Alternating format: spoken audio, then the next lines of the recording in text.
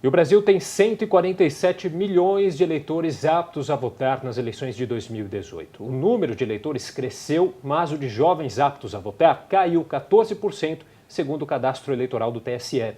Para falar um pouco do perfil do eleitor brasileiro, nós recebemos a cientista política e professora da Fundação Escola de Sociologia e Política de São Paulo, a Tatiana Seni Chicarino. Tudo bem, Tatiana? Tudo bem, boa tarde. Boa tarde. Bom, vamos lá, olha só. Então, em 7 de outubro, os eleitores brasileiros vão aí escolher entre presidente, governadores, senadores, deputados federais e estaduais ou os distritais, no caso aí do Distrito Federal.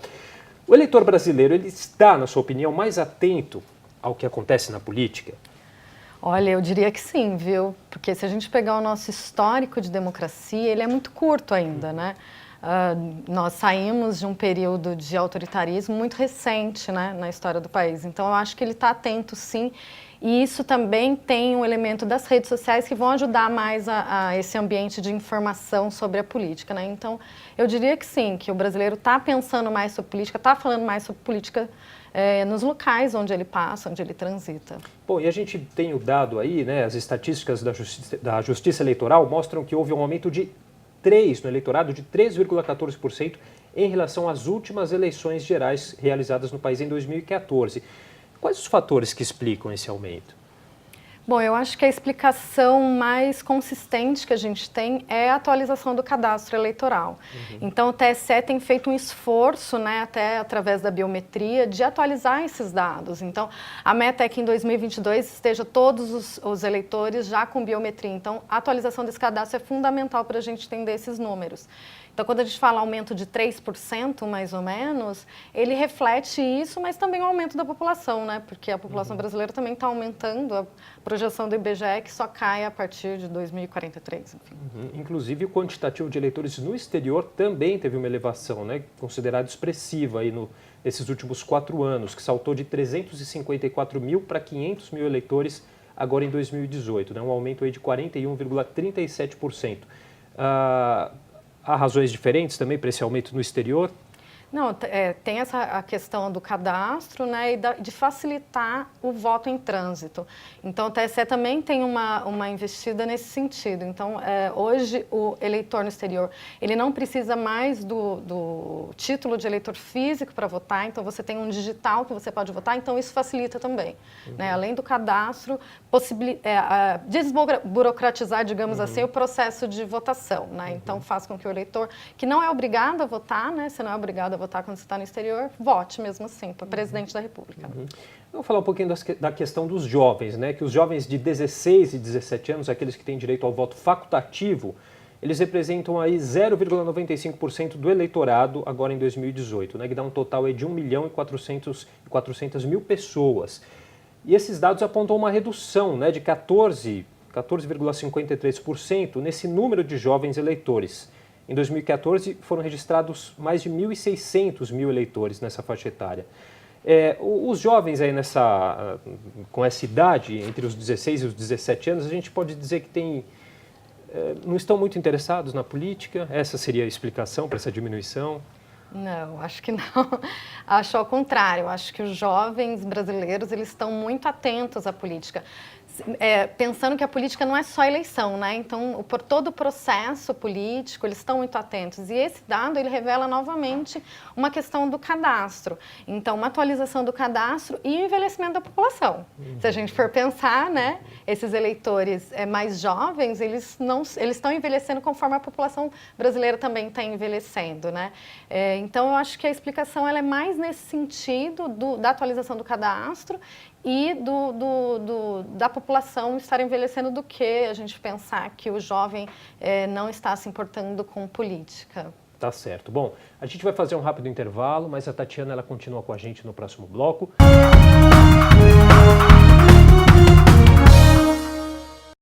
Estamos de volta com o Jornal da Câmara e a gente continua conversando com a cientista política Tatiana Seni Chicarino sobre o perfil do eleitor brasileiro.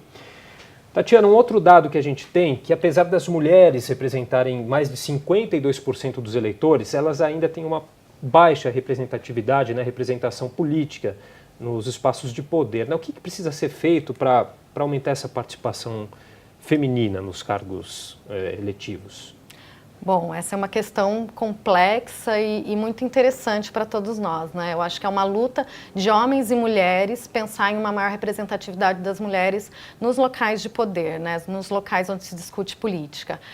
Mas a gente tem uma melhora significativa nos últimos anos, né? Uma delas é que 30% das candidaturas têm que ser registradas em nomes de mulheres. Então, esse é um dado importante já, né? A outra questão importante que a gente pode elencar é que também o fundo eleitoral, ou seja, o dinheiro que vai ser investido nas candidaturas, também tem que ser destinado a candidaturas de mulheres. Então, essa é uma outra questão importante.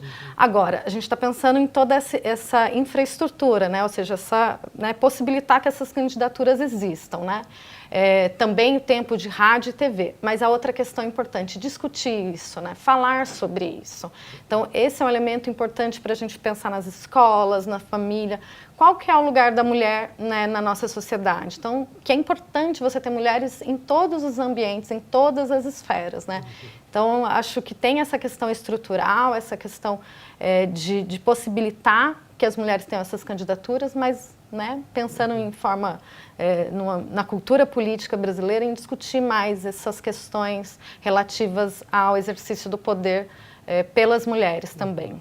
Bom, e pela primeira vez aí os eleitores transexuais e os travestis, né, terão o nome social impresso no título de eleitor, né, e no caderno de votação aí das eleições. São 600, ao todo 6.280 pessoas que fizeram essa escolha ao se registrarem aí ou atualizarem os dados na Justiça Eleitoral. É um número pequeno, mas também a atitude é importante, né? É muito importante.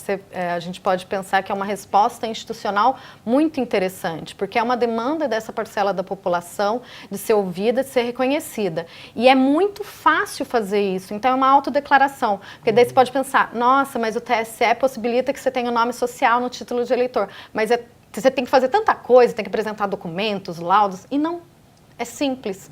Então, é somente a autodeclaração. Então, é uma medida muito importante e que revela uma modernização, digamos assim, das nossas instituições. Bom, para a gente finalizar, você acha que o eleitor brasileiro, a gente passa por uma eleição muito incerta, né, do que vai acontecer. Isso acaba trazendo um pessimismo para o eleitor brasileiro? Como que você vê esse cenário eleitoral? A pergunta do 1 milhão, né? Isso. Bom, pessimismo, não sei, incerteza, com certeza, né? Com certeza, incerteza. Com certeza. Mas esse elemento de incerteza, de instabilidade, ele está arrefecendo, né? Então, à medida em que as candidaturas vão surgindo e vão se consolidando, esse elemento de incerteza diminui um pouco. Mas, de fato, a gente tem uma eleição atípica, né? Porque o candidato que tem mais expressões de voto está preso hoje, né? Até agora. Bom, mas pessimismo eu não sei dizer se é uma característica dessas eleições, mas uma eleição acirrada com certeza, né? Uma eleição que as pessoas vão falar muito sobre ela. Número de partidos, a gente tem muitos partidos, isso acaba confundindo o eleitor?